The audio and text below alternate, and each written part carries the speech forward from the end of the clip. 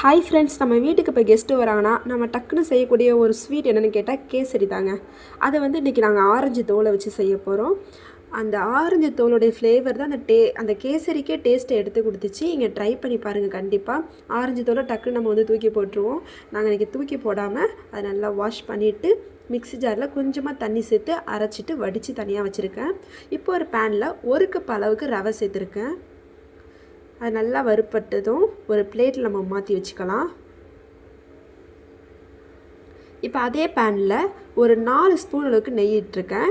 அது கூட முந்திரி, பாதாம், அப்புறம் ஏலக்காய் அதெல்லாம் கொஞ்சம் சேர்த்துட்டு வறுத்துட்டு லைட்டாக நான் ஒரு பாத்திரத்தை தனியாக மாற்றி வச்சுக்கிட்டேன். இப்போ அதே நெய்யில் அந்த 1 கப் அளவுக்கு நம்ம ரவை எடுத்தோம் இல்லையா, 1 கப் அளவுக்கு அதே இதில் பால் வந்து சேர்த்துருக்கேன். அதே கப்பில் 1 கப் அளவுக்கு அந்த ஆரஞ்சு தோலுடைய சாறு இருக்கு இல்லையா, அதையும் எடுத்துகிட்டு அதிலே மிக்ஸ் பண்ணிட்டேன். நல்லா கொதித்து வந்ததுக்கப்புறம் அந்த வறுப்பட்ட ரவையை நம்ம அது கூட சேர்த்துட்டு கைவிடாமல் மிக்ஸ் பண்ணிகிட்டே இருக்கணும்.